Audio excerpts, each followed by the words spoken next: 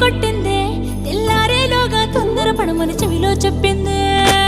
ఈ మాత్రం ఇంతే ఇస్తే సంటే కొట్ట